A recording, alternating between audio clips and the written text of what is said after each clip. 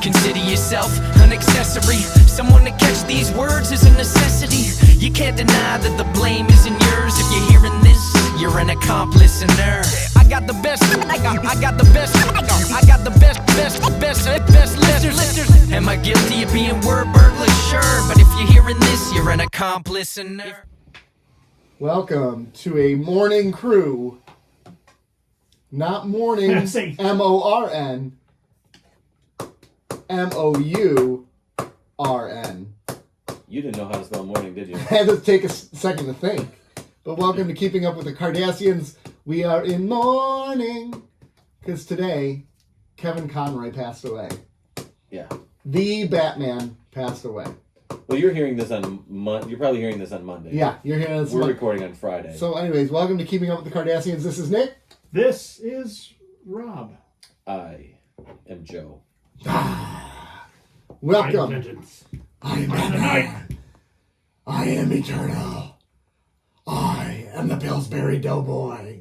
I got to. Kevin Conroy is Batman to me. He is Batman. But anyways, welcome to Keeping Up the Cardassians. My name is Nick. This is Rob and Joe. We already did that. But welcome to our podcast. We are a pop culture podcast. So we cover news that's going on in the world, including, stuff when actors or celebrities pass away. The important celebrities. We are your number one source of celebrity deaths. Movies, TV shows, the year. music, all kinds of stuff. We cover all kinds of stuff. And all kinds of stuff. Last week we finished a series, a little-known series called Star Trek DS9. We finished it. We episode 100 of us. So what the hell are we doing here today? What do we do? We are now going to do our deep dive into the series as a whole today. That is our goal. We're going to go into it. We're going to go in the deep end. Oh, shit. I watched episodes this week. Was I not supposed to? What show did you watch? I don't know. It was like a knockoff. Deep Space Ocho. Yeah. I don't Deep know. DS9, that's a different kind of movie. The Telemundo version. They got that? Or I'm sure there's one out there. Asking for a friend? Asking for Sex Trek, Deep So DS9. we're going to go over the Star Trek stuff, the second half of the show. The first half of the show is usually where we're catching up. It's like our potpourri section. So anything that's happened in pop culture and news in the world and nerd culture, we're going to talk about. So of course we have to start with talking about the passing of Kevin Conroy. 66 years old. Yeah. But by his picture, you would think the dude was 98 and had been that way for a very long time. Yeah, he was sick for longer than he let on. So how did he pass? What happened? I believe it was cancer. Was it cancer? Oh, yes. Died shortly after. No. Conroy died Thursday, shortly after he was diagnosed with cancer. Get out. Yeah, so... I thought I read somewhere that he had been... I don't know if he had been diagnosed, but he had been fighting some illnesses for quite some time. Yeah. And kind of didn't lead it on. But that could have just been...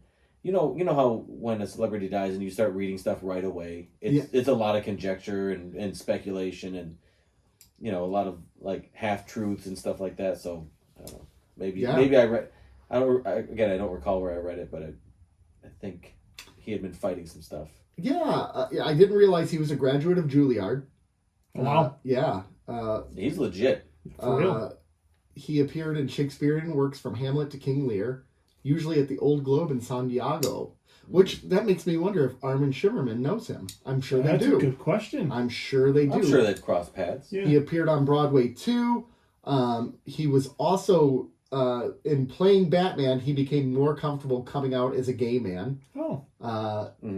I did not know that. I didn't know that either. Yeah. And, Mark Hamill just said, he will always be my Batman, was what he said today. So... Sad. I got the news in a text from my son when he should have been. He was at school, but he was texting me, which is par for the course. Yeah, that tracks. That tracks. But I immediately got emotional. I started to kind of cry. I don't know. He to me, Batman is obviously he's a character that this show is very much appreciative, fond of. Yeah. And to me, he is Batman. Yeah. It's sad. He's the voice of Batman, obviously, but Oh, for sure. like when people ask like who's your favorite Batman, it's Kevin Conroy, and then it's Robert Pattinson. I still do like Christian Bale quite a lot. I'm going to give Robert Pattinson another film, and then maybe he'll move his way up. But Christian Bale's my number one. Keaton too. Yeah. Keaton was good. All the Batman's been pretty good. Batfleck. Batfleck wasn't bad. Garbage. He was fine. His writing was bad. This is like some revisionist history shit. We're talking about this again. Yeah. We're not going to talk about this because you're wrong. No, this is revisionist history. No, it's Everyone's not like, oh, he wasn't that bad. He wasn't bad. He wasn't that bad. That doesn't mean he was good. Saying it wasn't that bad is not a ringing endorsement. He was that bad. He did. No, he wasn't. He did what he could with the material. The material was that bad. Well, yeah, that's a different conversation. That is. Although people are now saying that Batman vs Superman wasn't that bad. That's revisionist history. That's revisionist history because that was a pile of turds. Yeah. Martha! There were some good parts to it, but as a whole... No, it was Batman with guns, man. Yeah. Not cool. But that warehouse scene... Yes, it was a good scene. That's like the only redeeming part of that movie. Wonder Woman. When she comes in at the end. Okay. Yeah, Wonder Woman. And when they busted that theme for the first time. Oh my God. I think we all just went, oh God. That is such a good theme song. It is the best. Oh my gosh, it's so good. Oh. No Batman the Animated Series, though. Is that going to be, in like 50 years, is that going to be like the theme that's synonymous with Wonder Woman? Like the original Batman score is synonymous with Batman that we just played, essentially. Oh, right? I was thinking 66. No. But Burton's Batman, that is the theme for Batman, just like John Williams' score for Superman is a Superman song, right? Yeah. Mm-hmm. So is now that Wonder Woman's? To me, man, it's got to be, because that thing is fantastic. But does it have the staying power that the others have? I don't know. Well, I don't know. Like, we'll find out in 10 years. Is Gal Gadot still playing Wonder Woman in 10 years? Probably not. Although she is... Think anybody will be playing Wonder Woman in 10 years? I don't know. We'll see. That's not a joke. No, they just did an interview with 8 to 10 year map out. James Gunn. He was saying they have an 8 to 10 year plan they're drafting. And if she's in that plan... That's fine. You can have a plan, but DC had a plan before, and look how that worked out. I don't think they ever really had a plan. I think they were winging it, bro. I think they were winging it, flying by the seat of their pants. Yeah. I think originally it was the case of, like, you know, when Netflix came out and Blockbuster's like, oh, they're a fad, they're just going to go away. Oops. And then they blew up, and then Blockbuster tried to play catch up, but it was too late. It's kind of like DC when Marvel was doing the shared universe, they're like, oh, that's a fad. People are going to want to do that because then you have to commit to every single movie. And then once it got too big, they're like, oh, crap, let's start shoehorning in a shared universe. Yeah. And that's the problem. So, I don't know. I just want to say one more thing about Kevin Conroy before we wrap up. He was also the voice of Merman in the Masters of the Universe Revelations. Was he? The Kevin Smith. Yeah. Yeah. He was also in Yoga Hosers, a Kevin Smith movie. Okay. Yeah. I know he's been on. I believe he was on Kevin's Fat Man on Batman podcast. I'm pretty sure he was. At least a couple times, I think. And so they were friends, and he was very fun. He was Kevin Smith's Batman too. Oh, for sure. So yeah. He had a distinct voice. Very much so. I'm looking at all of his voiceover acting. Batman was definitely what he was known for the most. Yeah, he did like a lot of games, animated movies. Mm-hmm. He just legend, a lot. Man. Yeah, he did a lot. Oh my gosh. I'm trying to go through all of them, and it's just I can't even keep up. There's too many. There's too many. So moving on past his death. Rest in peace. Rest in power, as they say.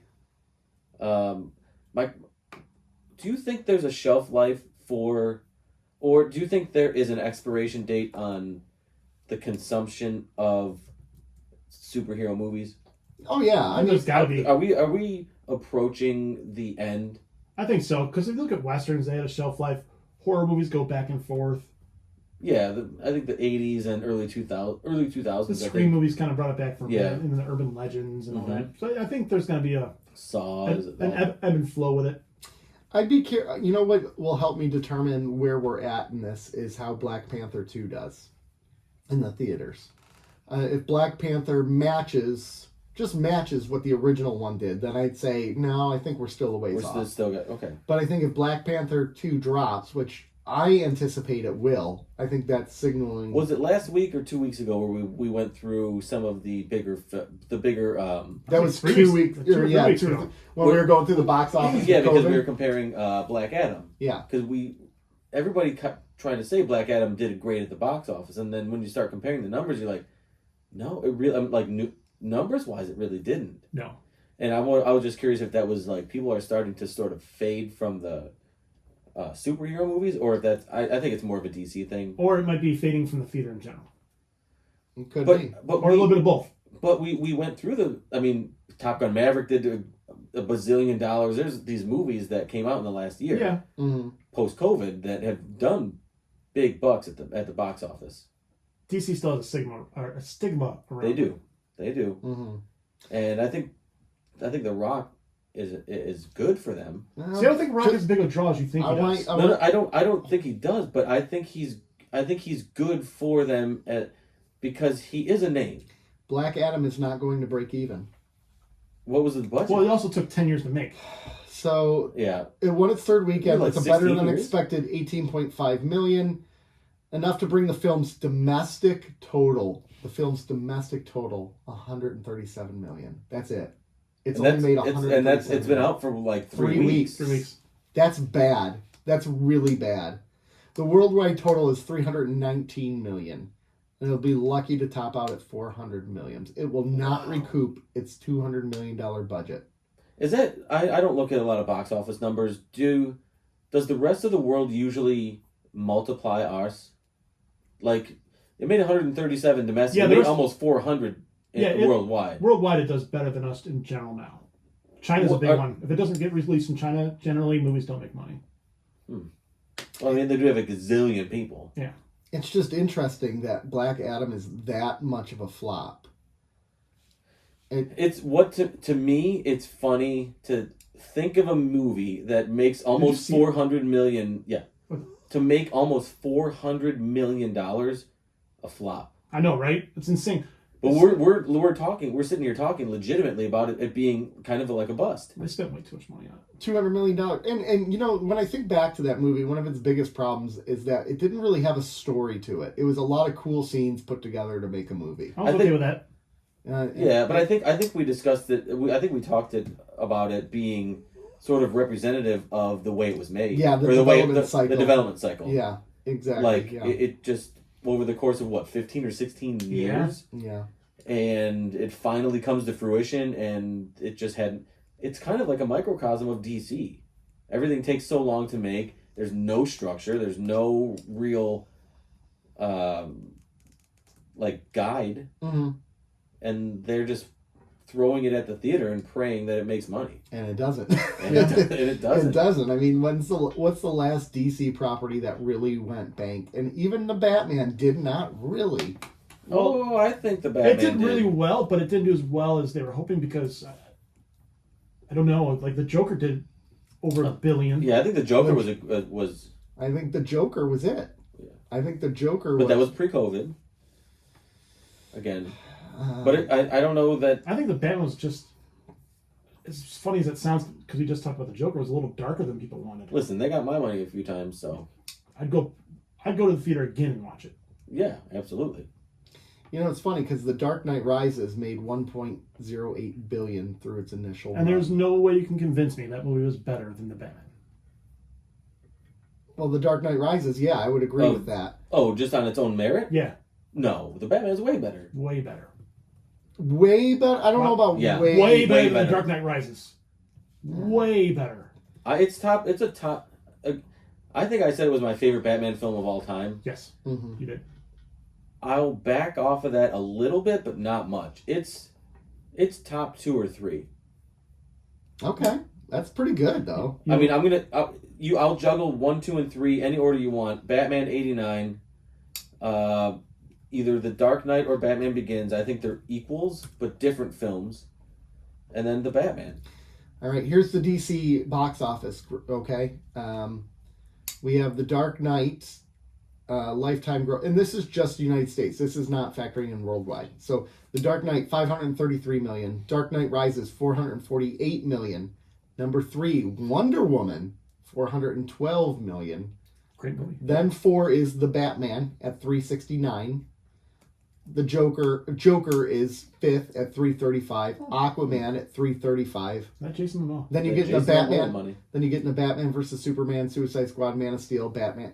So to put this into perspective, Suicide Squad made $325 million. It made like gangbusters. It was a terrible, terrible movie. And the Suicide Squad was far superior. And Black Adam made $142 million. Not a terrible movie. It was good. It was watchable. It was. Did you say 142? 142 million. That's wild, man. Blows my mind. I kept seeing stuff about it all over because of The Rock is just a promo machine. Yeah, he is. Like he is. That dude. Does he sleep? Probably not. That dude runs on batteries or something because he's all over everything. Didn't come on this show. No, he's not that good. No, I did reach out. And they passed. But I did get a response. Who passed? Good. I'm sorry, who passed? The Rock. Oh, that's worth a shot. It was worth a shot. It's okay. A lot of people pass on the show. You should have a list of the people that pass. Yeah. It's like the people who get passed in the draft. They're like, you're on my list, you're on my list. Yep. Circle those games. So I just did a sorting. Have they pass yet? I just did a sorting not of release dates from the DC movies, okay? So we'll start with the very first one, which is Black Adam, 142. DC League of Super Pets, 93 million. Then the Batman after that. You're doing League of Super Pets? Well, this is DC Films. The Suicide Squad made 56 million. Wonder Woman 1984. You can't really count that. Are these one. initial weeks or what? No, well, the this is Suicide Squad was gross. a split too. It was released. Hold at on. home. What's 56 million for what? The Suicide Squad. The Suicide Squad? The second one? Yeah, it came out. It came out split. It came out in the theaters. August of 21. Oh, yeah. Yeah. And it was way better than Suicide Squad. Yeah, well, significantly better. Then Birds of Prey, I forgot about that movie. Like, I think that's the thing, is no one trusts DC, so no one's coming to your films. People trust Marvel, and even though they leave the movies pissed off every single time now with Marvel, they still have that trust from the initial run. So we keep flocking back. I've said it before. They're coasting on the wake of that initial run, the Infinity War. Mm-hmm. That it was executed.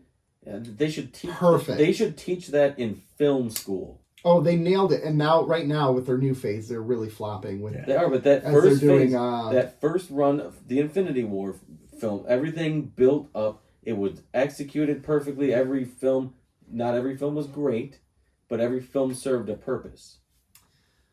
To a greater purpose. It was all.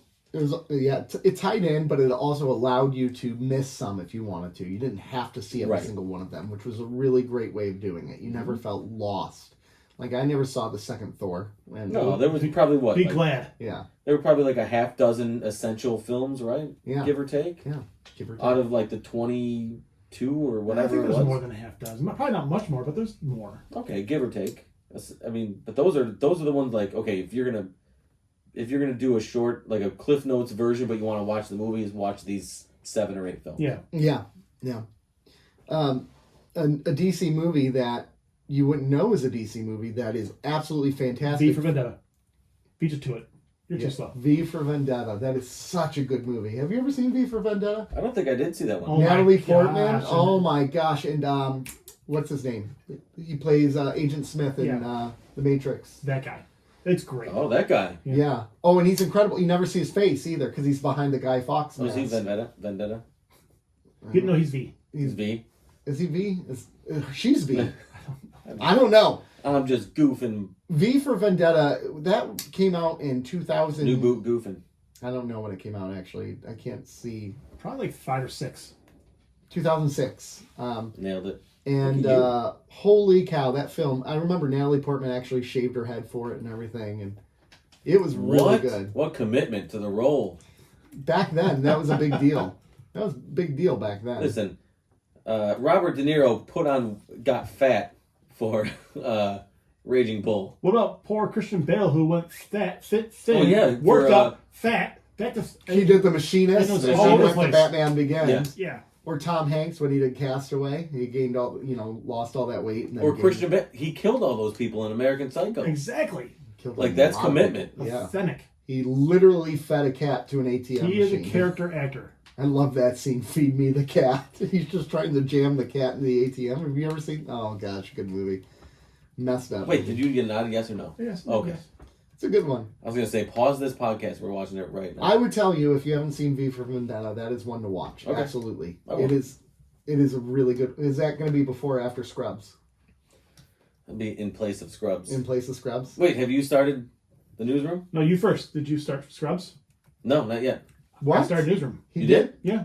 Well, I had my kids this week. But I'm gonna start it tomorrow. I'm not Sunday. watching another one until you watch one. Okay, can I? Okay. So Don't give him any spoil. Don't tell... I'm I not already, saying a damn I already word. know No, how he he- feels about it. We I want to talked. know. Nope. No? Come on. You didn't watch a single Scrubs. You No. gotta do your commitment, bro. Go home and watch an episode of Scrubs, and That's maybe he'll tell you. Horse manure. I know too. I I know what talked to he Nick thinks. about it You know what? This is because I said you joined a long and distinguished list of people who have done me wrong, sir.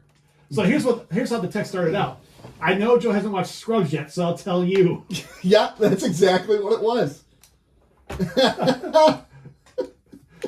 Cubby. Cool. Oh, too soon. Too soon. Yes, Are we gonna eulogize Kobe? too late. Too late. You guys see the John Wick 4 trailer? Or do you guys even like John Wick? I'm not talking to you. I have literally not seen a single John Wick They're movie. so great. Like, they're not intelligent movies, but they're so much fun. Yeah, well, that's everything I've heard. Is I've never seen a single John Dude, Wick. can we watch one now tonight? Here, can I admit something on this podcast? You don't like Keanu Reeves. Oh my God, you don't like Keanu Reeves. It's not that. No. It's not that I don't like not a Keanu good Reeves. actor. He's not. He's. I don't. He doesn't draw me to films. No, he's not. He's not a big draw. Well, he's not a draw. I like Keanu Reeves as a person. He's a great dude. He's an amazing human. Very, being. very, he's just a great human being. You tell me he's in a movie, it doesn't move the needle. No, for me. I would agree with that, but I still if I see John Wick, it's Keanu Reeves, man. It's just it's a fun movie to watch. I know, but you say it's Keanu Reeves, man. Like I don't do that. I don't. There's no. It's Keanu. Keanu Reeves is like Sean Penn. He's Keanu Reeves in every single movie. No, I'll actively avoid Sean Penn. Me too, actually. I don't like Sean Penn at all. I can't believe I think he's he's pompous. I think he's pompous. Oh, he's pompous as shit. But yeah, John Wick's just a fun action movie. I mean, I'll get around to seeing it, but I just it's not like. And there's gonna be an Ana de Armas spinoff called The Ballerina. I'll watch that I'm first. interested in that right now. Yeah. In fact, drop everything. We're going to see the ballerina. That's not happening yet. That's a spinoff. So it's Well, gonna be after why didn't part you four. say? There's a. Said there's going to be a spinoff. You didn't say so. I did. Okay, you did. Sorry, Did Ana de Armas Was Keanu Reeves in? called The Ballerina. Was it Bad News? Was he in the Bad News Bears Yes. redo? Yes, he was. Or was No, it called something else? Wasn't he No, in it's the Bad News replacements? Bears. No, I think he was in that, wasn't No. It was yeah. it was like replacements or hardball. Hardball. Was it Hardball? Yeah, it wasn't. Where he was like, was he like a gambler? He was like he owed money, and so Yeah. he coached this little league team of like Yeah. scrappy kids. Yeah, that was a good Yes. movie. You don't need to fact check me. I'm good. 2001. Yeah, that was a good movie. I It like was. that one. Diane Lane was in it. And I think it's the replacement stuff. He was in a The football. football one. Yeah, that was good. And that was great too. That was good. I love Diane Lane though. That's just where I'm at. Can you do the sound again? There you go. For some reason, when I make that sound in front of women, they back away slowly. What do you mean? You can't believe I didn't watch a single Scrubs? I watched an hour and a half show. Yeah, because the premiere is an hour and a half. It's a long episode. So it's better than 3 episodes of Scrubs. Whoa! How dare you, sir? I'm going to start Scrubs this weekend. No, never. I don't believe This weekend, with all the time you have, I don't believe it. we're booked this weekend. Sunday. We're booked all Sunday. Tomorrow's Saturday. I got all day Saturday. Oh. No kids, no nothing. I don't believe he's gonna do it. I don't think so either. I'm not watching another newsroom TV, dude. I'm gonna live stream it. Oh, yeah? Hey, get a Yep. on what? Well, on our YouTube page, you can do it. On OnlyFans? No, we'll get copyrighted. Yeah, we will. Well, you just... Or copywritten? Or copyrighted? Roaded? I don't know. Well, no, it's not copywritten because it's not WRITE. It's copy RIGHT. Like rights. Yeah, you're right. Yeah. I think it's copyrighted. I think you're right. I don't care. Everyone's over it except for us. People listening to us are like, I don't care. Shut up and move People on. do reaction videos to everything like that. You just gotta... Yeah, but there's tricks to it. You have to pause it there's things to it. You have to do... No one wants to watch you watch it for a full 30 minutes. That's what you do. You pause. Edit. It's a beautiful thing of editing. What do you want me to watch it and 5 minutes into it, pause it, and just go, Jesus Christ, I can't believe I agreed to this. Unpause. I mean, it's gonna happen. Yeah, season 1, you're going... Is season 1 slower or am I making it up? Oh my, did you No, sell season me? 1 of Scrubs is Okay, great. I couldn't remember. Jesus Christ, did you sell me on another show that doesn't get good to the 4th season? No, that's when it gets good way before that. It gets good Okay, right. thank It gets you. good right away. It's. I gave you a show that has 3 seasons, like 25 episodes, they're all bangers. But in order to get me to watch this show, you had to agree to Scrubs. I know. Listen, that's how much I believe in the newsroom. Okay? I don't know if you should. No, he's teasing He's lying. you. He's lying. teasing He's you. lying. I know he likes it. Oh, well, I can give you the answer if you'd like. Yeah. I'm not going to. Okay. We had a nice long text chain about it. Yeah, we did. Yeah, what else are you guys talking about in there that's not... Everything long. Possibly a boat ride in December. Again, you guys wouldn't be the first. Any other pressing news that we want to cover today? No, I don't think so. Because I know we got toy time and Yeah. Oh, is that what time it is? Is it that time? Is it? Mm-hmm. Everybody, it's the Toy Time Show. Toy Time Show. Toy Time Show. Toy Time Show. Toy Time Show. Everybody, It's it's the the Toy Toy Time Time Show with Joe. All right, what have you brought? Is that the worst Toy Time Show song or the absolute worst Toy Time It's Show? simply the best. I don't know, man. Coming up pretty soon. It's simply I the don't know. best. The best. Couple you things. Excuse me. Couple things for Toy Time with Joe this week. Mm-hmm. Is this isn't my submission, but this is Mr. Rob's. Okay. It is a Decepticon Megatron Hiss Tank. Ooh. So it's a Transformers G.I. Joe mashup. That's amazing. That is a Megatron Hiss Tank, which looks amazing. Does it look like Does it look like that Megatron? When It looks like Calvin Johnson on the back. Look. yeah, No, it it transfers does. from the tank to Megatron. But he looks just like. Megatron. Yeah, like Yeah, that's pretty awesome. Hence, it's called Megatron Hiss Shut Tank. up. My gosh, why do you gotta be so mean? But to me? you're combining two great worlds. Yes. G.I. Joe. and Did they ever Transformers. do a mashup between those two? comic books? And I don't think they ever did on TV. Like I a don't think co- on the TV show. That would be in the comic incredible. books, they did a lot. Could you imagine a live action G.I. Joe versus There was Transformers? talks of that. That and Micronauts. Oh, I would have watched that. Oh wait, yeah, I do remember them talking about that. But the Michael Bay Transformers got really bad. I thought the first one was good. I love the first one. First one was good. The first one was really good, and then it just then it didn't. Didn't get all the Matrix. Yeah. Yeah, it did. So where'd you find this? I found that at Big Bad Toy Store. Okay, where are they at? Just on bigbadtoystore.com. Okay, that's right. big bad toy store. I saw it on the internet and I'm like, I'm going to buy that because that's pretty freaking cool. Yeah, it comes with Baroness. Yep. Very cool. It's a O-ring one too, Baroness. Oh, really? Yeah, it's not the new ones. It's an O-ring. Very nice.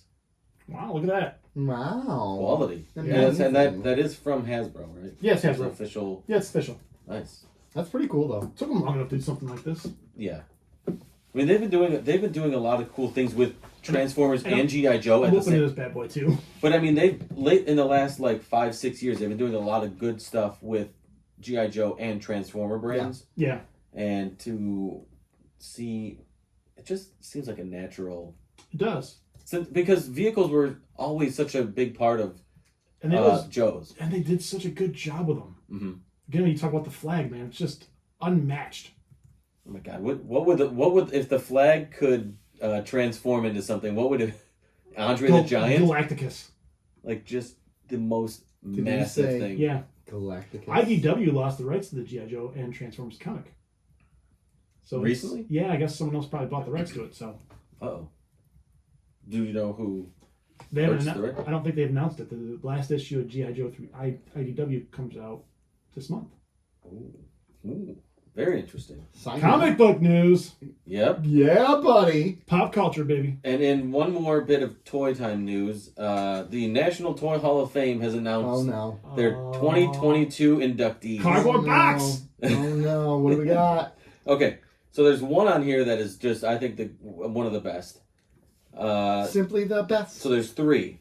I'm going to go with the best to most ridiculous. Okay. Masters of the Universe. Okay. He-Man toys.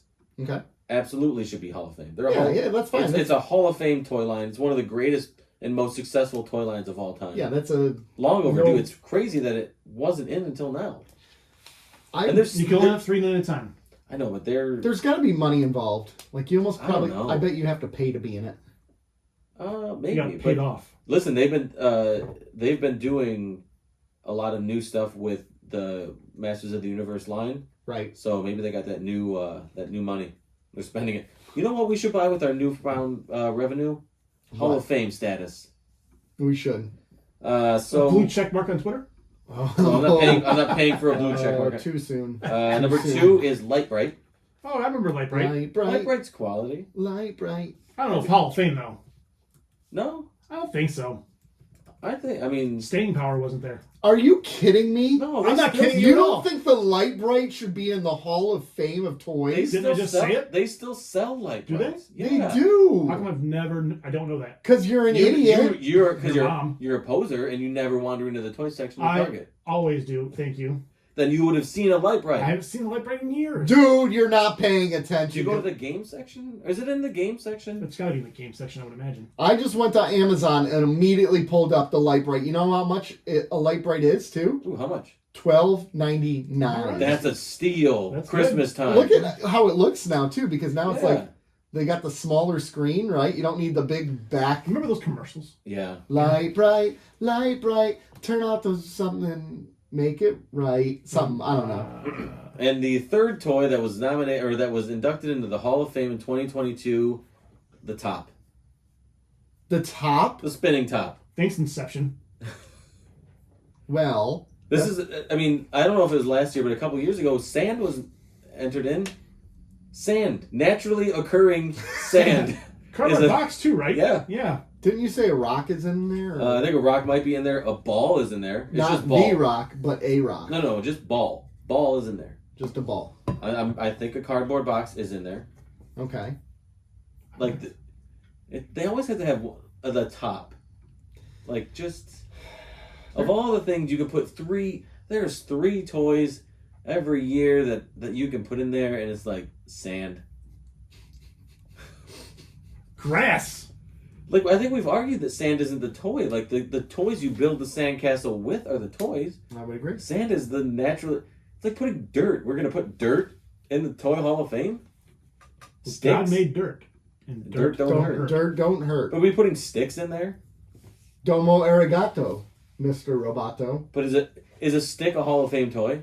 Not in my book. I think a Depends stick's. on what you do with it. I think a stick's more of a Hall of Fame toy than sand. Yes. You actually, because you can use the stick. Well, and One also, more time? Can you show me that? You Can you use demonstrate the it? stick. Can you demonstrate that? if you don't use it, will you lose it? Yeah, those are the rules. Them's the rules. Them's the rules, Brian. So, Masters of the Universe, Light Bright, and the top. Welcome to the Toy Hall of Fame. Interesting. It's not bad. It's No, not they got bad it right. at all. They got it right with Masters of the Universe, and then they're like, fuck it, Light Bright, top, Light bright, Light bright.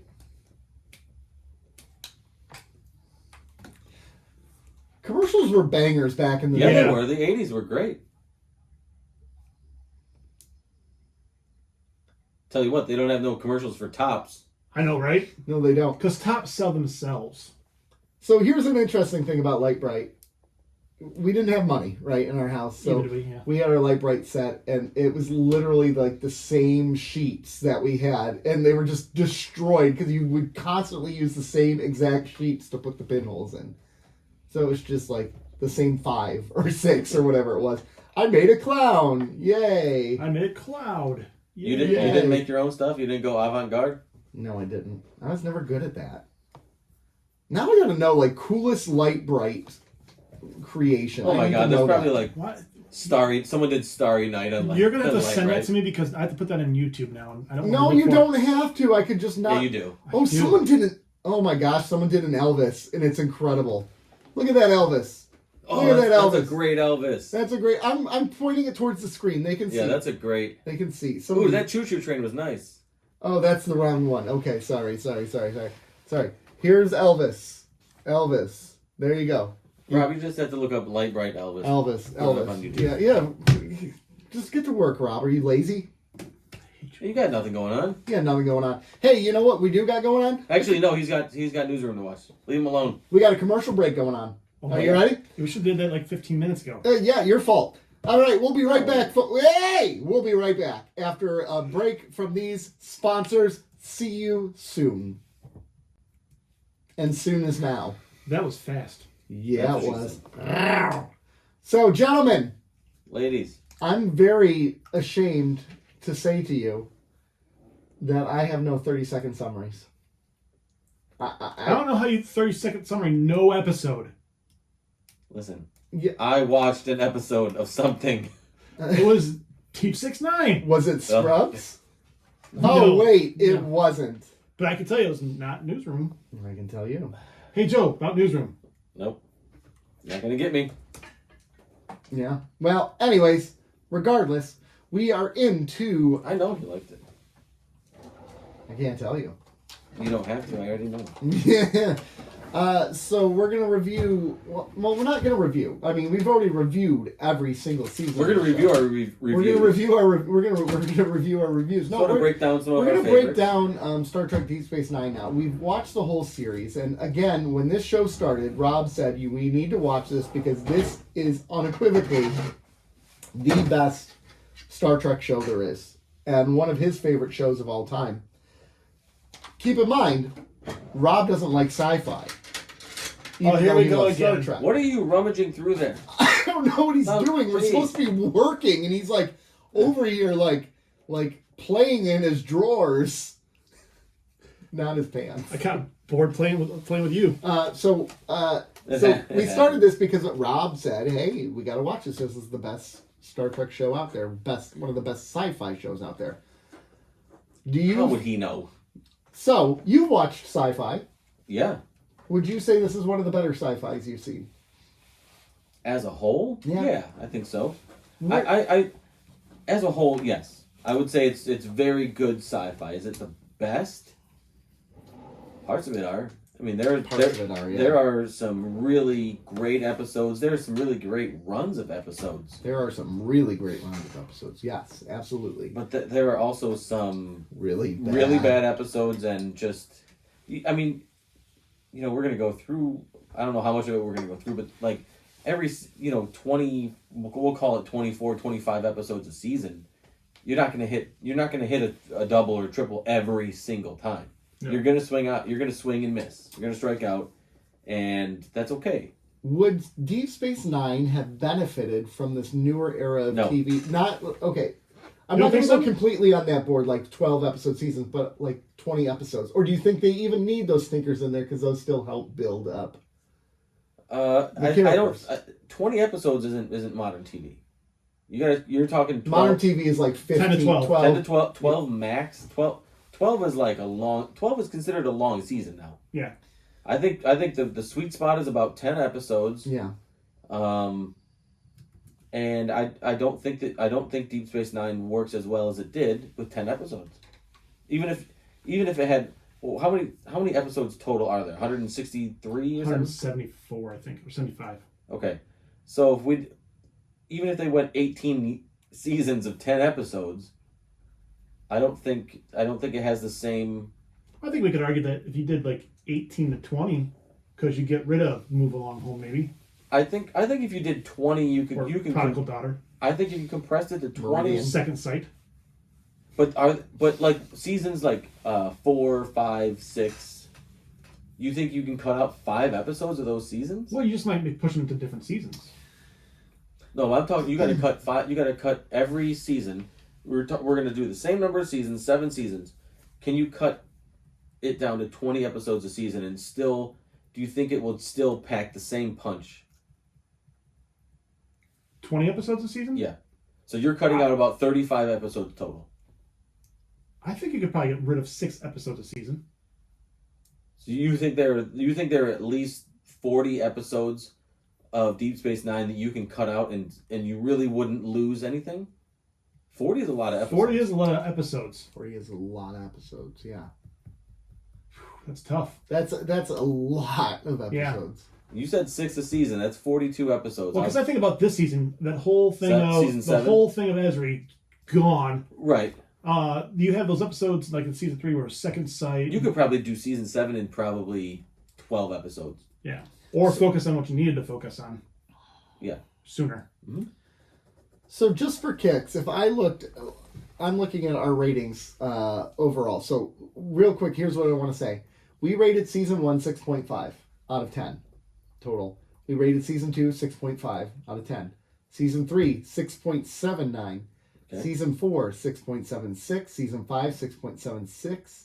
Season 6 6.35. Ooh. Season 7 6.30. Season 7 was our least rated season. Now here's We also got harsher. Well, I was going to say, here's my question. If we went back and rewatched season 1 now, would we be giving a lot of these episodes the same rating? So, for instance, we gave Move Along Home, which is a garbage of an episode. American classic. 3.5 I gave it. Rob gave it a 4. Joe, you gave it a 3. If I reflect back to that episode and what I remember about it, it should have been a 1, like, compared to what I've seen. Maybe. But and that's where it'd be interesting. Or like duet. Because you don't have the context. We gave it 9.5s and a 9. So here's probably a 10. Here's where my here's where I start to question things.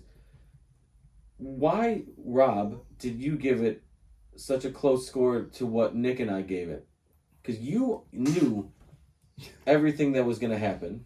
Because you've seen these episodes. I'm a harsh critic, first of all. But you gave it the highest score. You gave it a 4. Move Along Home? Yeah. I don't know. There's some reason I kind of don't like that episode. But my question is, do you think that you were objective? Yeah, I do. Entirely objective over the course of the 7 seasons? Absolutely do. So to put this into perspective, Move Along Home, I'm in season 7, so these are fresher ones.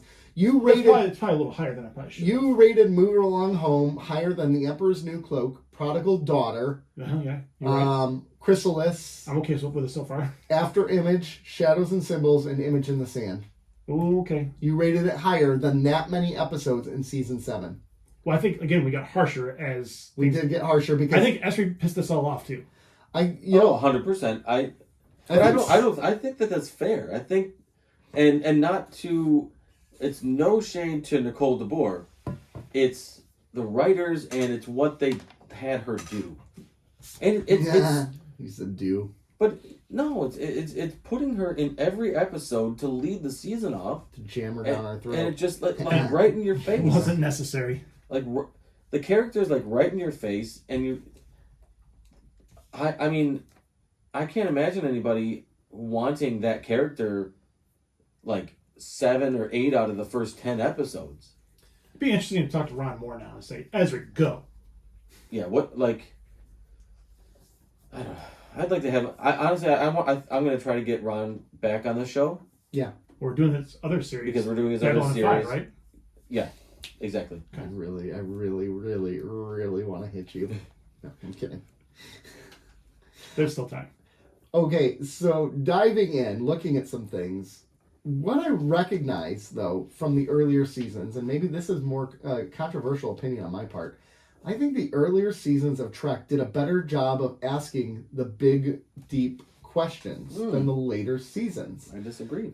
You disagree. You think later on there were better questions to be asked. I do, because I think the morality in the episodes became more murky. In the pale moonlight. But I think in the Dominion War, the questions were different. The Dominion War arc definitely made you question morality. Right. Truly good versus truly evil. What would you do in this situation? Critiquing decisions. These are big decisions that affect more than just the characters on DS9. Mm-hmm. So I don't know. I thought. Is that my phone? Jesus. It is. Someone's You thought. No, I thought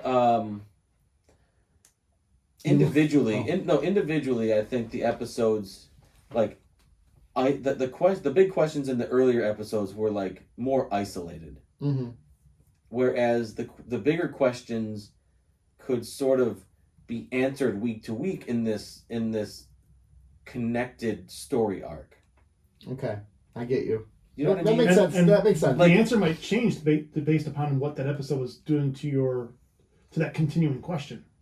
Yeah. Like you think about your stance on just about the war is the rules in war, and right. You kind of wavered because they presented a different angle to that. Not wavered, but you know what I mean. But it made me question it like week after week. It's like, okay, yeah, I would do that. I would do this, or this is how I feel about war. But then it's like, do I really feel that way? Because now this new thing is entered into the equation. Yeah.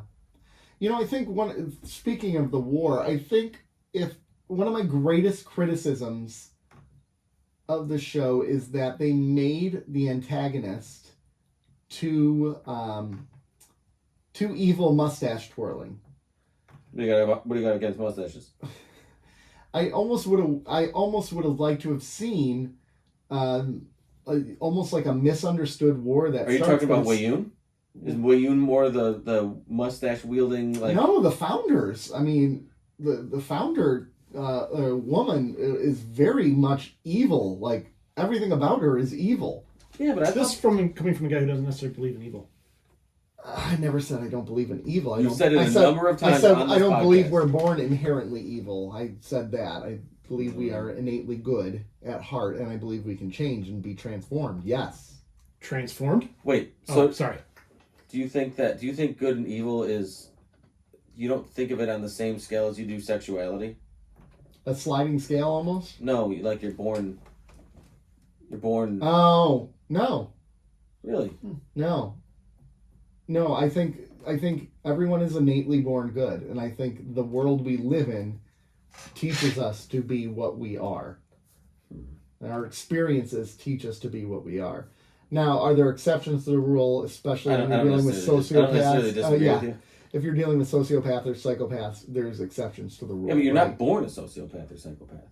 Yeah, there's So what you're doing is you're debunking your own stance, or No, I'm just saying there are exceptions to that rule. Like, let's take just a perfectly healthy person, brain activity is totally, totally normal, and put that person in two separate environments. One where it's a loving, caring family, and another one where it's abusive or whatever. Mm-hmm. And it's more likely that person in the worst environment is going to they're born the same.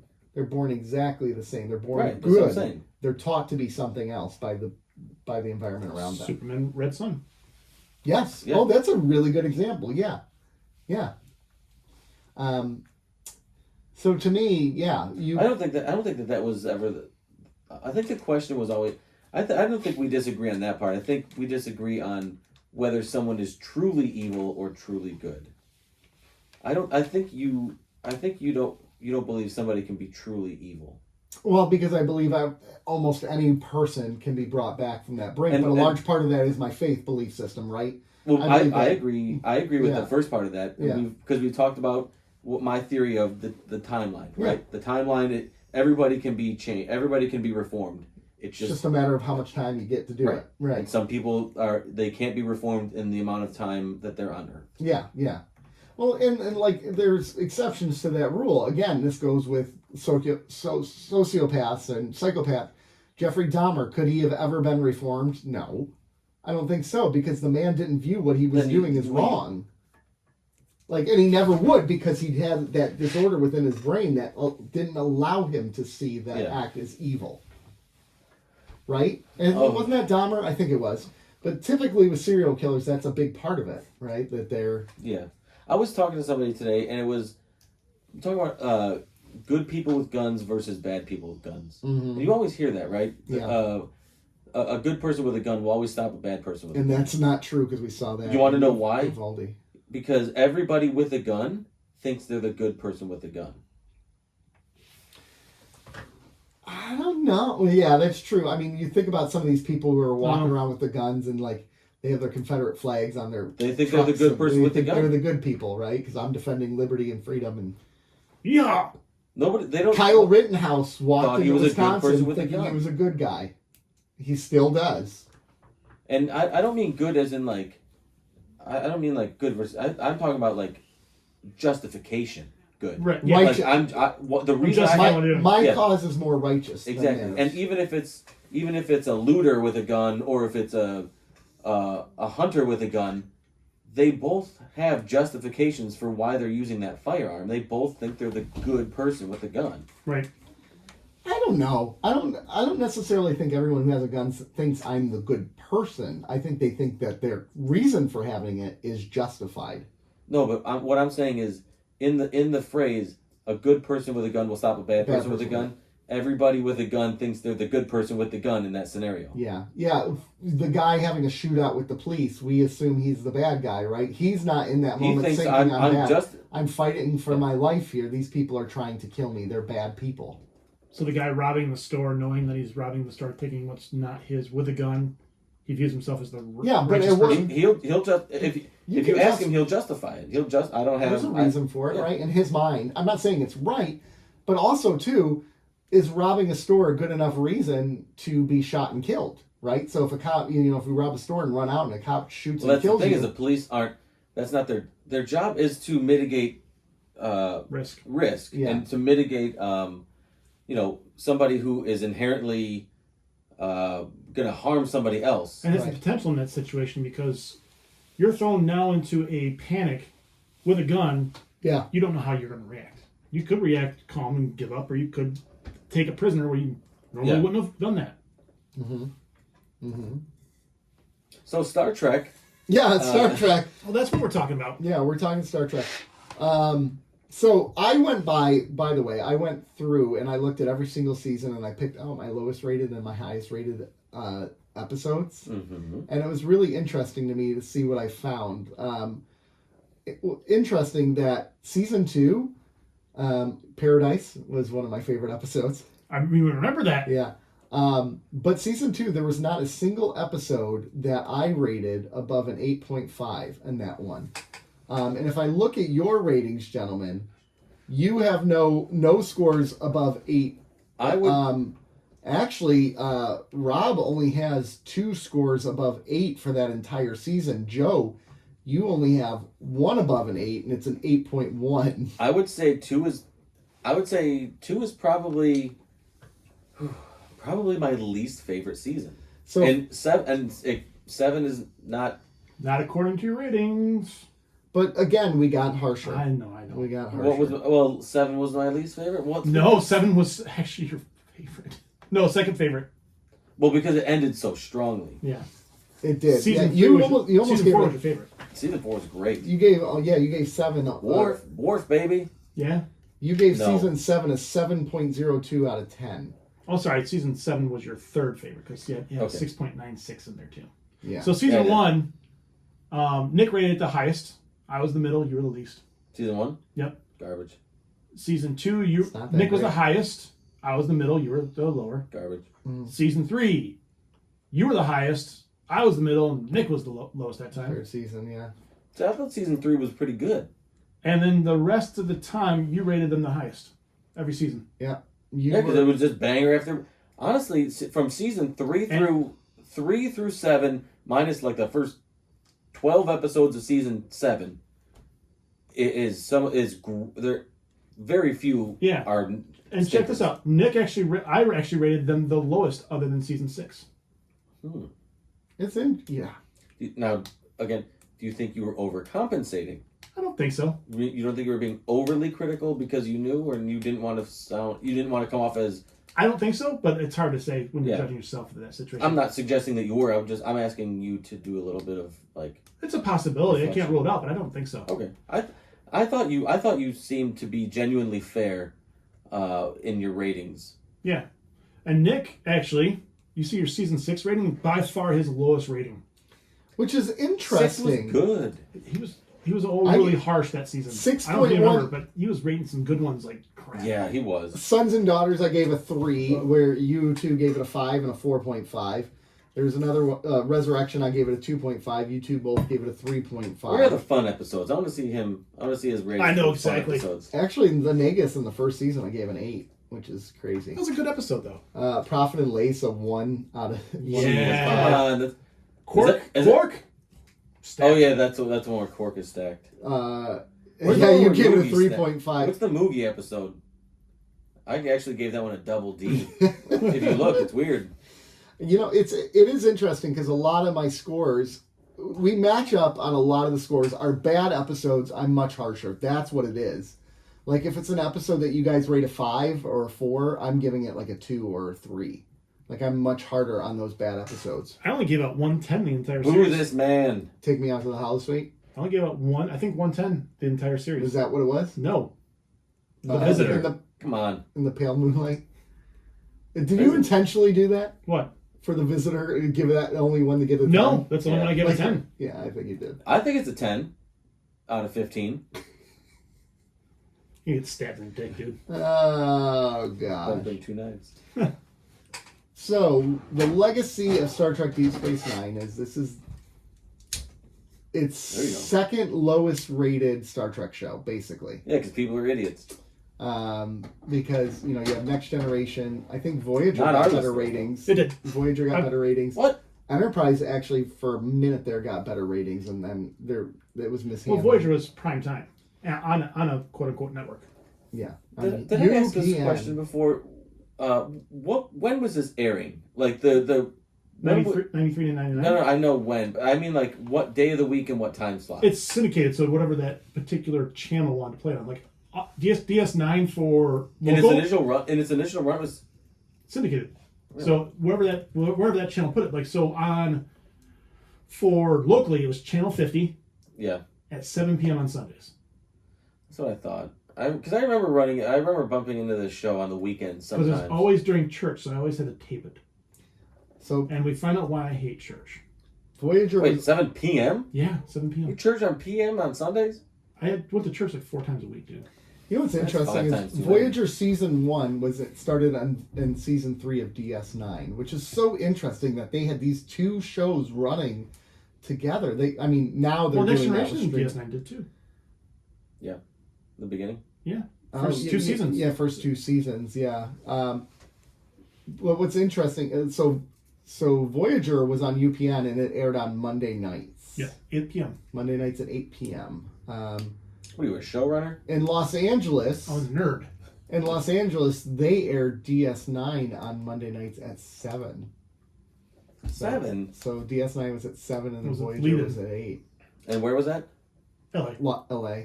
So that's such a disservice. You ever seen LA traffic? Nobody's home by 7 p.m. Or in San Francisco, they had DS9 episodes airing on Thursdays at 8. Yeah. So. Mm-hmm. Yeah, 8 o'clock. So it's interesting. So it's one of the least rated ones because of that, because of the time frame it was. If DS9 were to get some love today, like.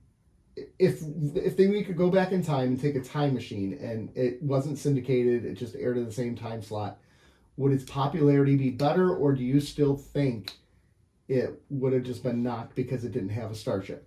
I think it would have been knocked for several reasons, actually. Because it was not Next Generation. Yeah. It was quote-unquote darker. Mm-hmm. I think there are things that played against it. I think that some of the people just didn't enjoy. I don't think people like this. I don't think people like the war. Yeah. I thought the war was the best part. Yeah, I thought it was the greatest storyline in the whole show. I agree. I think the characters on their own, like everybody. I thought it brought out so many great things in each character. Yeah. It wasn't just like, oh, I don't know. And you're not going to negotiate. I'm sorry, Picard. You're not going to negotiate your way out of everything. And that's why I liked, for the most part, the way that Sisko handled everything, because it was realistic, right? In a sense. I mean, as much as realistic as sci-fi can be, but the thought process, the reconciling these decisions was a very realistic thought process. Yeah. I could see how you could come to those decisions. So it was as much as a sci-fi show can, it felt like very relatable.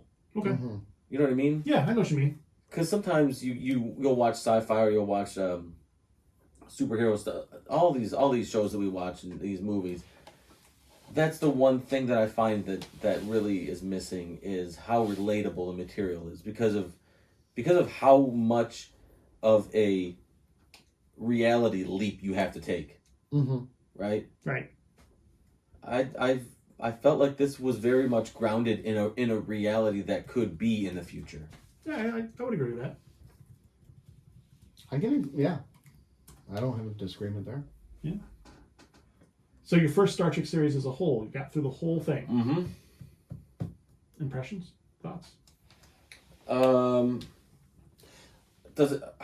Let me take this question and kind of rephrase it. Does it make you want to watch more Star Trek? I was going to get there.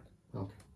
Yeah. It makes me... I think I said this a few times on the show. I think this was the perfect time in my life and the perfect Trek to start. Mm-hmm.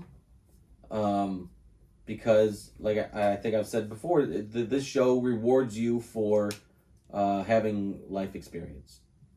Absolutely. So the younger you are in this show, the younger you are watching this show, I think the less you are able to absorb, or at least the more that sort of misses you. I think that's why I didn't like it when I watched initially, it. But now I really love it because life experiences. Yeah, you can...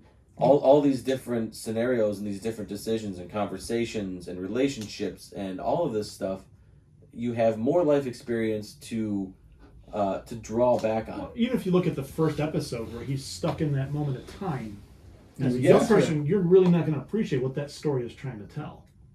Or hard time. The hard time, yeah. You're not really going to appreciate what that story... Or the visitor. I really... Here's the thing with the visitor. 734-494-0983. Duet could be a good example. Duet's a great example, and that was a great starting point. And I think you mentioned that it was sort of strategic. We did when we started talking about it. You started saying, I think this would be a great episode to bring him on, and that's what we did. But with the visitor, it is a bit. I do give you a hard time about it, but I do think there was something that either I missed or that just didn't hit it for me with that.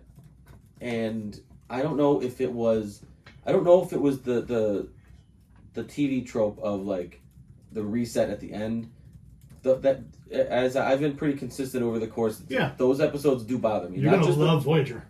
Not just the visitor, but those episodes where it's like things of consequence like happen in the episode, and then it's like, oh, but you know what? It doesn't really matter because the last 5 minutes sort of reset everything. Right. And except for Sisko. It just bothers me, and it didn't seem like that. So I thought the episode was very good. Yes.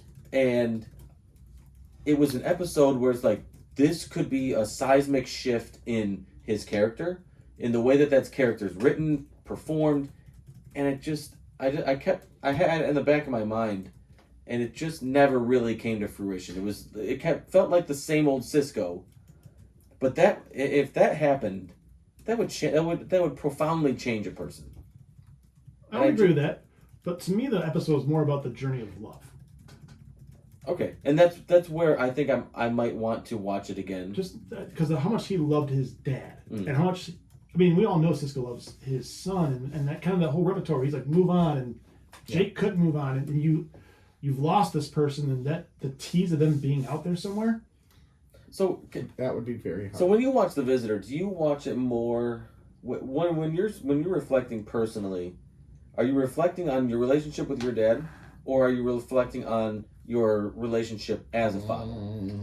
You can pick several things, actually. I can say so I watched it the first time. I didn't have kids. Or is it something that's not fatherly? Well, let me get there, man. Let me join this journey, brother. Wow. So when I first watched it as a kid. Fight.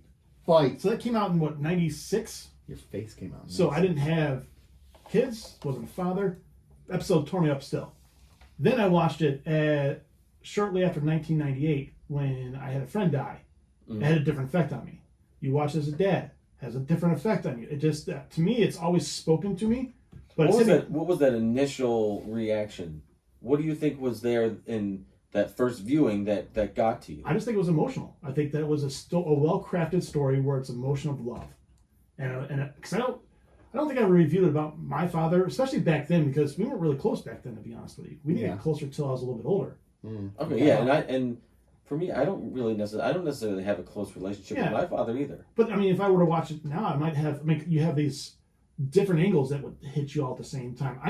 Every time I've seen that episode, I've teared up. Yeah. Downright cried at times. Tears in heaven. Yeah. So I think it hits me differently because of all the different things that I've experienced in my life. And just because I just think it pulled off what it tried to do so well. They're showing that love between a father and a son. Would you know my name? That's fair. If I saw you in heaven. That guy's a nutbag. Anyways. Nick doesn't want to talk about The Visitors. Yeah. No, I mean, The Visitor's good. Would you rather talk about the Second Sight, the piece of shit? That's a garbage episode. Nick's number one. It's my number one of that season. That doesn't mean it's the number one.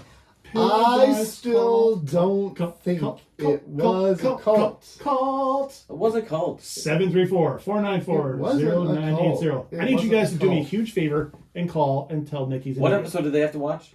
And then tell us if it was a cult. It was a Paradise, right? Paradise, yes. Paradise. 734. Even the episode name is cult reference. 0980. Can you please call him? And that's tell from... Nick he's an What season is that from? 3? I'm looking right now. I'm trying to figure it out. It is... Gosh, why does it make it so hard to figure out? I got the dumb Coldplay song, Paradise, stuck in my head. Season 2, episode 15. Paradise. So everybody go watch Season 2, episode 15 of Deep Space Nine. Call 734-494-0970. I have it memorized. 0980. 0980. Damn. So close. 0980, and let us know what you think about that cult. All right, here's that cult, though. Here's that cult, though. Here's another important question about DS9. Mm-hmm. Sisko. Mm-hmm. Do you think of Sisko now as the bald-haired Sisko or the haired Sisko? Bald-haired. That is my Sisko, the bald with the goatee. That uniform, too. Uniform. Okay. That uniform is dope as shit. Exudes if you go back to Season 3, which is when he's shaved, right? Yeah. Season 3, I rebelled against it. I know you did. You fought because it. Because I liked Sisko with hair. You did. There's a minute he had the goatee and hair. But I do prefer bald Sisko. It's funny now looking back on it. It's like, oh, what a baby he was. I know he looked like a baby back then. But I would say like he came into his own as a character as well when he. So you think the hair held him back? He got more comfortable. Yeah, you're saying he had an uncomfortable hairline? Yeah, He was uncomfortable. I think he was just more comfortable as an actor with the Sisko motif with the shaved head. Do you think his body? Do you think his body temperature dropped at all? Yeah, I think because of more. Nick. Yes. As the resident bald person on the podcast, I can help you here. Is that a real thing? Does your head get cold a lot? Very, very easily. Now, Does it get cold even when the temperature isn't cold? No, but like if I'm out in the cold walking, like my Oh, you gotta have a beanie, bro. it's have a bad. When I cut my hair, there's a nose. Like I got a haircut today. Oh yeah, Noticeable temperature difference. ears get cold. I don't care about all that. Could you imagine this scene? So this is in the pale moonlight, the final scene where he's toasting. He's With hair, come on. with hair without the goatee. You'd be like, no one cares, bro. But this, you're like, yeah, bro, you murdered some Romulans today. It's because Good of for you. the light shining off of his beautiful, beautiful, freshly shaven skull. Yeah. That's just him. That's the quintessential Cisco. Okay, question. Yes. If you shaved everybody's head on DS9, who would be the best bald character? Cisco? Not Cisco. It doesn't count. Jadzia! No, I'm kidding. Worf.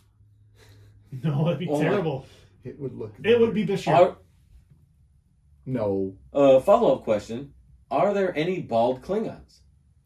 Yeah, in Star Trek 6 there were. Yeah, we're bald Cleons, yes. Shane just had a little thing in the back. Well, you could say you could go with Jake. Jake would look good bald. He's bald now, isn't Okay, he? nobody from the Cisco family tree. How about that? Quark. Quark is bald. Quark is bald. That does not count. Yeah. Eddington, he was kind of bald. Was he? No, he had a comb Hey, over. how about Eddington? Throw some liquor for him. He's got to be dead, right? No, he was in jail, wasn't he? Yeah, but I'm sure I don't know, Jemadar got to him somehow.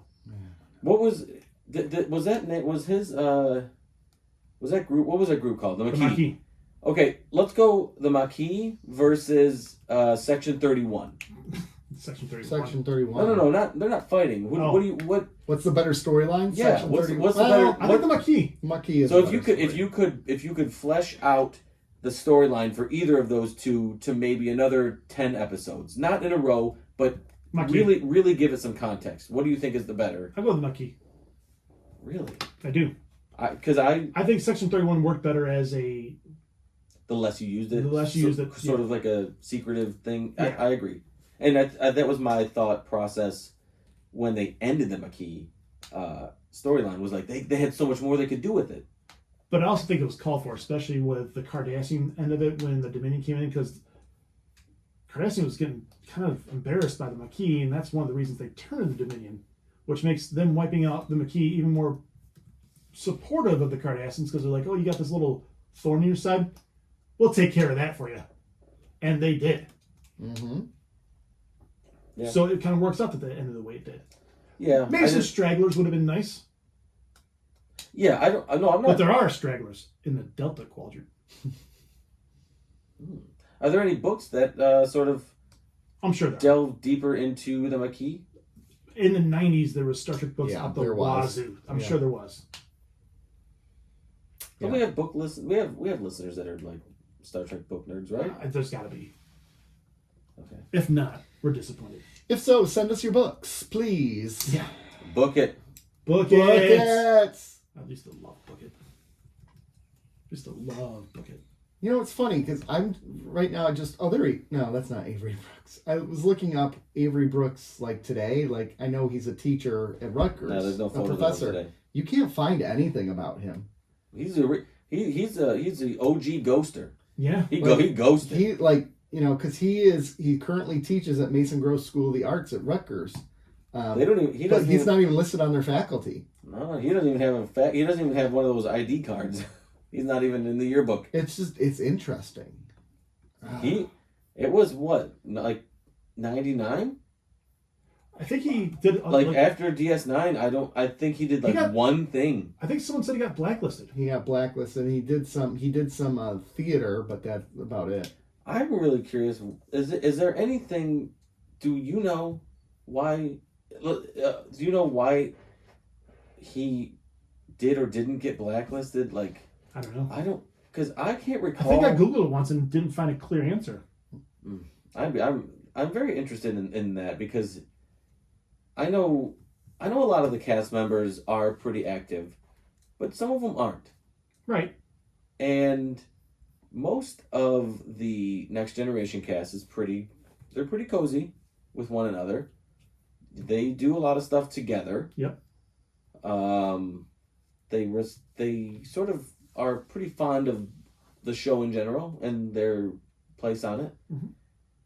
Do you get that as much with the DS9 cast? I don't think they're as close. I mean, we talked to the now visitor. We have, and Armin Shimon, I think, is that it was kind of more of a business relationship there, but you could tell like they love their show, and they love each other, but they're just not as well. I think a lot of their relationships developed after the show rather than on it. I think like Renee, I don't even say his last name. I don't get yelled at. Odo. I think his actor is kind of like everybody kind of centered around him because everybody the way they talk about him is so endearing.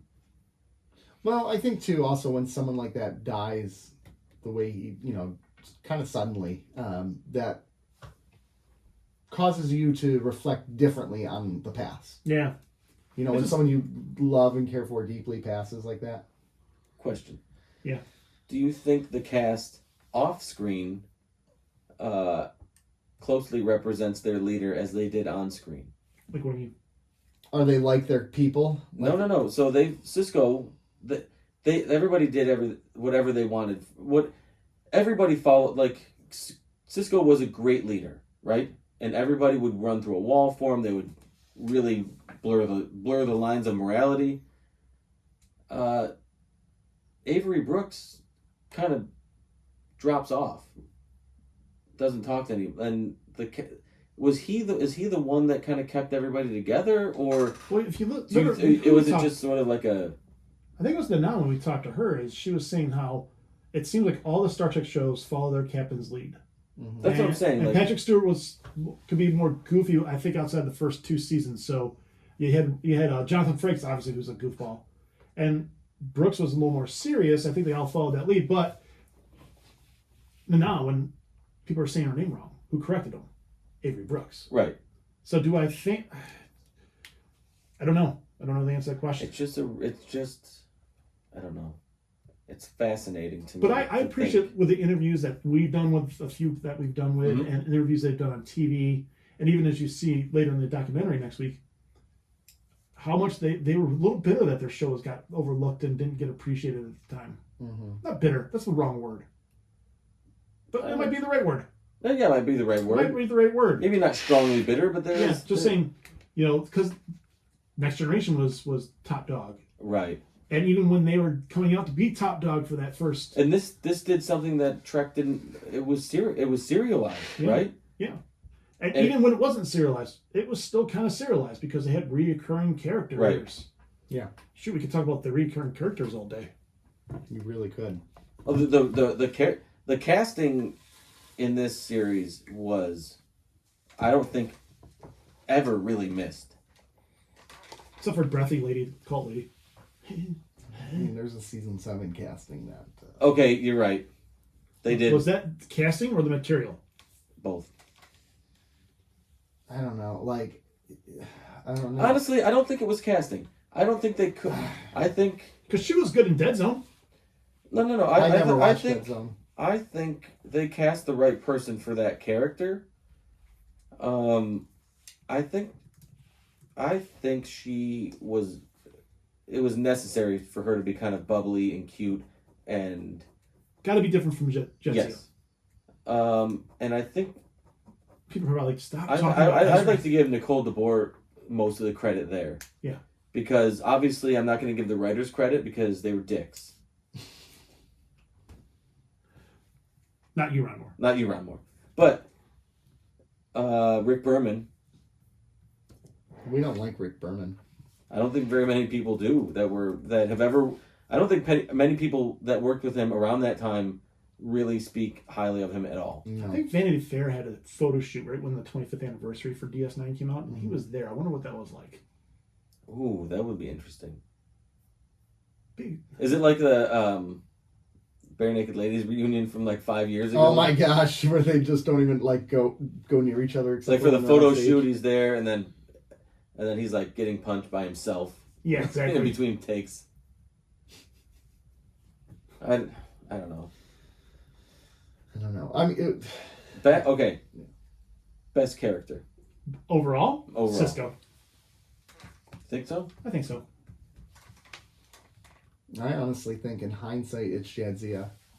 Best character? Yes. There's so much depth to her. She was a warm character, but she was also ferocious. She was loving, but could be cold. She was a sexual creature, yet she was also. Everyone took her seriously. I love her and Sisko's relationship. I love their friendship. I don't know. I just love Jadzia. Like, now that I look back on the series, and I think part of the reason why I've elevated her so much is because I saw the giant hole that existed in season 7 and how much it felt like the cast did not gel as well in season 7 together. I 100% agree with that. Yeah, and it's not. Yeah, they got along fine, but I'm just saying, like, the dynamics and it just didn't play right. There was not that connecting tissue, and Jadzia was the one who connected them all. Okay. So Jadzia. You know, it's funny because you say Sisko, but then you start thinking about it. You're like, you could go Kira easily. You could go Odo easily. I think You could go Quark easily. Odo's very much up there on my list. Yeah. I thought. Well, his season 5 was stellar. Yeah, like I think from 4 to 6, the development of that character He was untouchable. Was very, very good. Yes. Because I think I even apologized, or I walked back my statement. You hated Odo first. I didn't hate Odo, but I think my, I don't want to quote, but I think to paraphrase, it was like I'm not interested in episodes that are Odo-centric. Yes, it was very close to that. And it was something like that, where like if Odo is gonna be the main character for an A or a B story, it didn't hold my interest. Mm-hmm. And I will say, at the time I made that criticism, I felt very justified in the criticism, and I felt like it was valid. Then they hit another, whoever started writing that character or whatever they had planned, they executed perfectly, and I have to give Renee a lot of credit for that. Oh yeah. But he did have material to work with, but the gelling of the writing and the acting took it to another stratosphere, and I absolutely was wrong, and sort of walked back my statement. Like, okay, I remember in season 1, Nick did not care for Kira at all. I did not like early Kira. I thought she was too much of a hothead and ridiculous. I mean, it was her She was character. repressed for 5 years, her entire life. Now, do you want to? Are you steadfast in that, or have you changed? No, I'm steadfast that I didn't like Kira in the first season, but I think that's what makes me like her arc so much more, is because I didn't like who she was. She was a hothead. She was impulsive. She did not. But she was fresh off the occupation. She was. That doesn't mean I have to like her. No. Right? I mean, that's the thing. No, you have to like her, and I will not accept otherwise. You can go through trauma, and I don't have to like. I don't have to be like, well, I have to like you because. No, everybody who goes through trauma has to react to it the way that I like. No, it doesn't work that way, bro. It doesn't work. Yes, it does. I'm always right. Did you ever go back and watch Our Man Bashir, which you told? Yes, I did. Oh, did you? Yeah, I forgot that. You lied. You lied right to the non-visitor's face. No, I didn't. What did I say to her? So you're gonna go back and watch it. You didn't. I did. That's horseshit. I did. And you still hated it, didn't you? No, I enjoyed it much more. Look at this guy. He's lying right to our face. That was such a fun episode. It was a fun. We're gonna take a quick commercial break because Okay. I need some time to cope with the fact that you guys are jerks. All right. So we're gonna take. Okay, so we're done. He's gonna need the rest of the night for that. We'll be right back, everyone. All right, we're back. I've not coped with it. You're still all jerks. And we're gonna go to another commercial break. But I figured we needed. Another commercial break real quick because we got to wrap up this DS9 conversation. Then we have a voicemail we got to share. Well, that's right. And then we have. So what are we still doing talking about DS9 then? Because we just ended. We 2 years of show. We spent 100 episodes talking about it. You don't just stop talking about it, or do you? And the good news is we get to talk about it a little bit next week because of the documentary. The documentary, yes. We're gonna watch that next week, and then we have a break for 1 week. They have only 5, right? Yeah. Okay. Are we gonna watch it together? Seventh Heaven. Seventh Heaven. We're doing Second Dad. number shows now. Yeah. My Three Dads. Go to old school there. How do you know what that is? I just know things. Is it My Two Sons? Twin Peaks, because twins. Sure. Yeah, Sure. I mean, Two guys, a girl, and a pizza place? Oh, that's a good one. 2.5 Men? Yeah. No. Oh. Not a chance. Three's Company? I watched Oh. Oh gosh, now this is gonna hurt. Hawaii, Brooklyn Nine-Nine. Deep Space Nine. Hawaii 5-0. Nice. 21 Jump Street. I hate you guys. Shoot. Two Two Broke Girls. Two Broke Girls. Two Broke Girls. Are you guys in for a Two Broke Girls rewatch? No. Come on. 12 Monkeys. They did a TV TV show based off of it. Oh, they did? Yeah. The 4400. I'm curious about that movie or that show. Actually. Okay, I'm running out of them. Yeah. Anyways, doesn't matter. Real quick, let's have our final thoughts on DS9. Okay, final thoughts, and you have to rate the show. Rate the show overall on a scale from 1 to 10. You have to take all the work into consideration, and you have to be as honest as you can be. Ooh.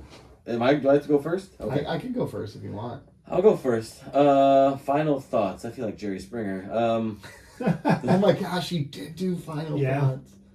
Treat each other with kindness. That's Josh Anderson. After you just had like 3 people who are banging the same dude. Yeah. There's one full set of teeth between everybody. Beat the crap out of each other for 45 minutes. He's like, you know what? Just love each other because of our differences. And you're like, what the hell? There's people beating each other up in the background. I know. Still. Yeah. I think 13 Reasons Why. Oh, that's a good one. Yeah. Stop. The 100. Oh yeah. Yeah. All right. Sorry. So rate it. I loved it. 10 Simple Rules to Date My Teenage Daughter. That's too too soon, soon, man. Too Yeah, soon, sorry. man. Sorry. Wow. Damn it. I'm gonna be like up all night thinking of shows like that. I'm gonna rate it. See, if you go by this, I know you just average it out. It's gonna. You can't. I should rate it like a 7.1 or something. Lower than I'm gonna give it a 9. Okay. I'm gonna give it a 9 overall. I can't do that. I thought it was. I thought it was excellent. I thought the story arcs that were excellent were some of the most riveting story arcs of television. Yes, I've ever watched. Very much so. I thought there were plenty of duds, but the duds to me were almost like they were isolated duds. It's almost like they didn't really factor into the overall show. They were like strategic duds. It's like they can be forgotten about. It's okay to forget about them and really lose nothing, which to me doesn't take it was that a much necessary away. evil. Well, no, it wasn't a necessary evil, but it was. So yeah, I'm gonna go 9 overall. Okay. So, to put this into perspective, one of the greatest shows of all time, in my opinion, was Breaking Bad. Breaking Bad, and I would give that a 9 out of 10. All right. So I think I'm gonna go like an 8, but it's like a lucky 8, and it's because again there's probably 40 episodes of this show where you can just not 40. That's a lot. But like. No, actually, yeah. Like 5 a season where you could do without. This goes back to our conversation. 5 episodes a season where you could absolutely do without. They're absolute garbage. They don't need to be in there.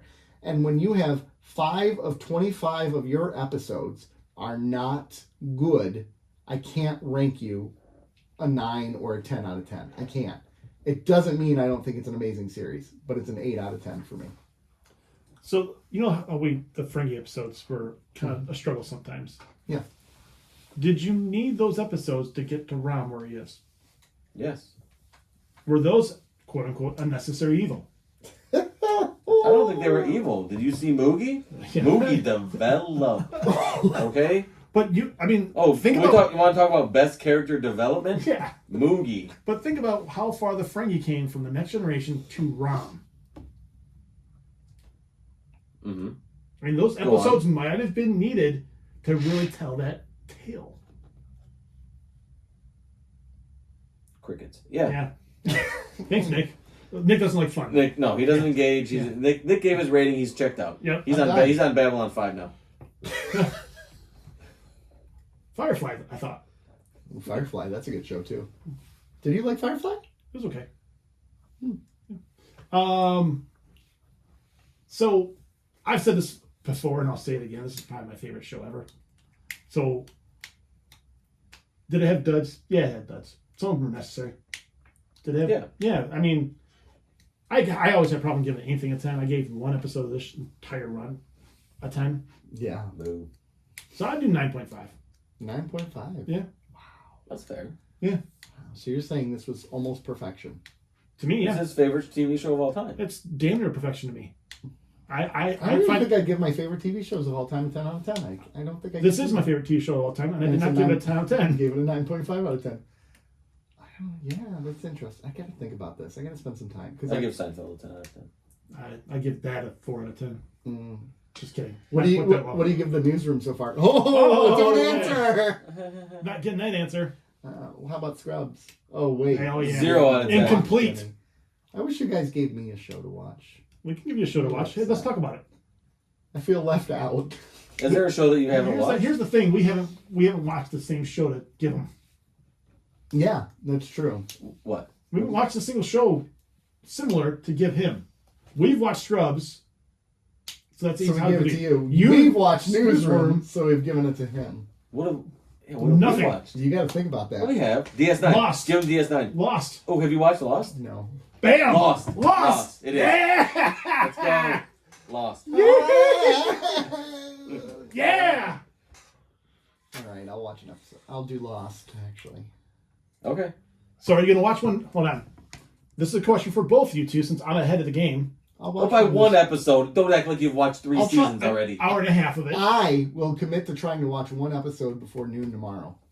before noon tomorrow. Yeah. So you're gonna watch it before we do that thing on Sunday? You guys will be lucky if I'm awake before noon tomorrow. Dude, I got my ass kicked this week, and I'm Let's not, wrap it up because I got naps to take, bro. it's called Good Night Well, at, when it's 10 at 10 o'clock at night. Yeah. All right. Well, before we Theme wrap, music. Let's go. I got to go to sleep. oh, we can't wrap it up yet. We got a phone call, folks. Oh yeah. I love our voicemail. Hold Voicemail. on, before you play it, please leave us a voice note, 734-494-0980.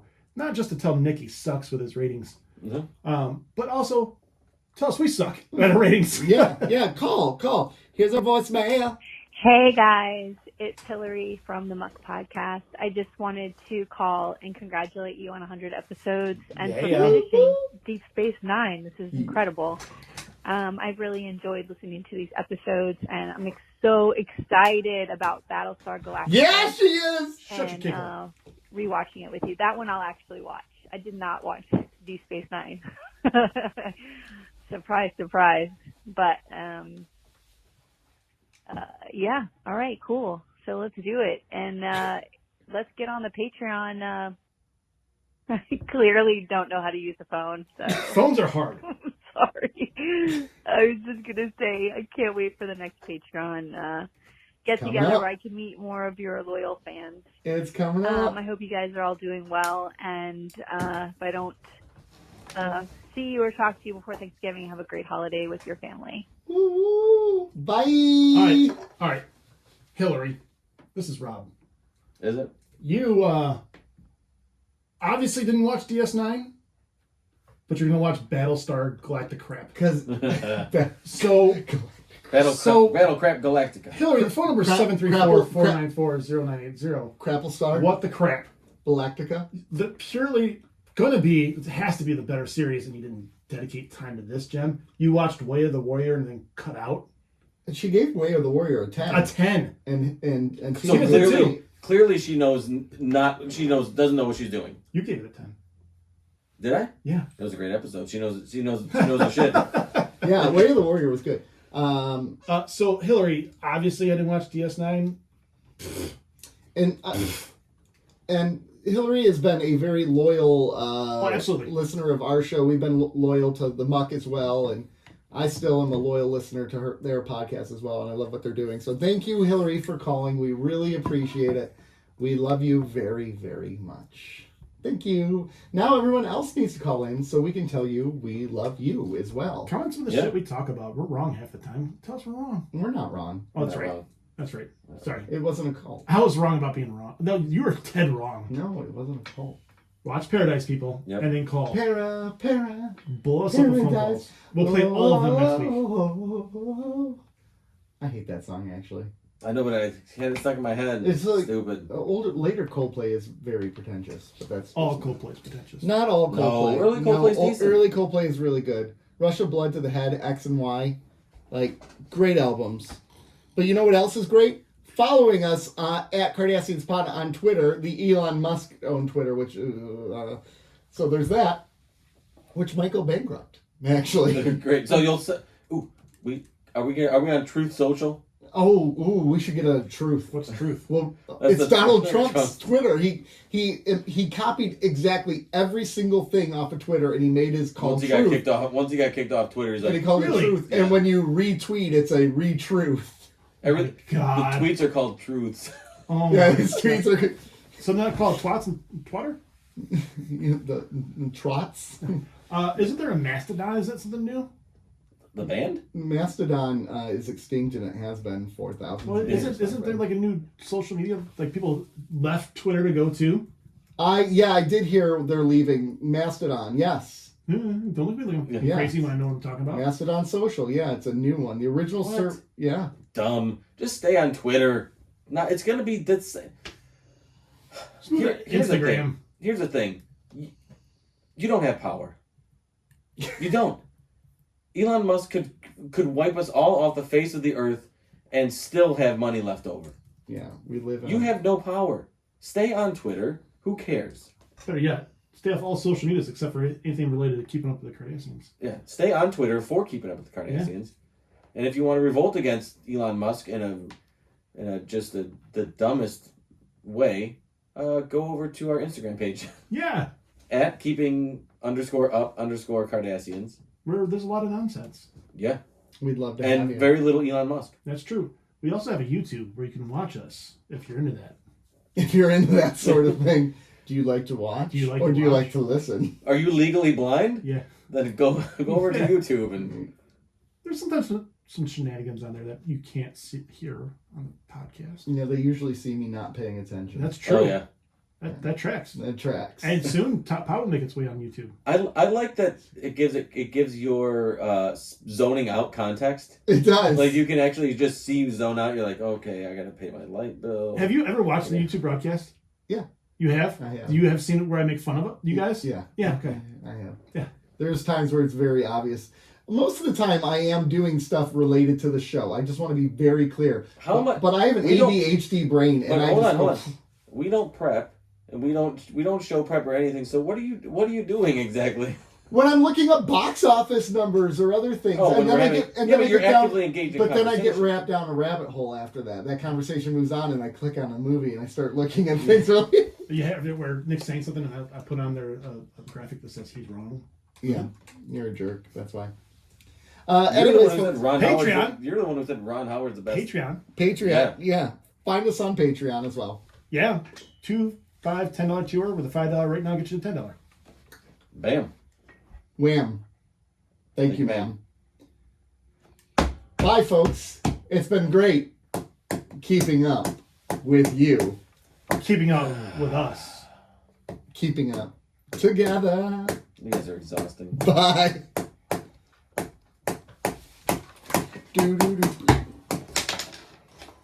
That was a long episode.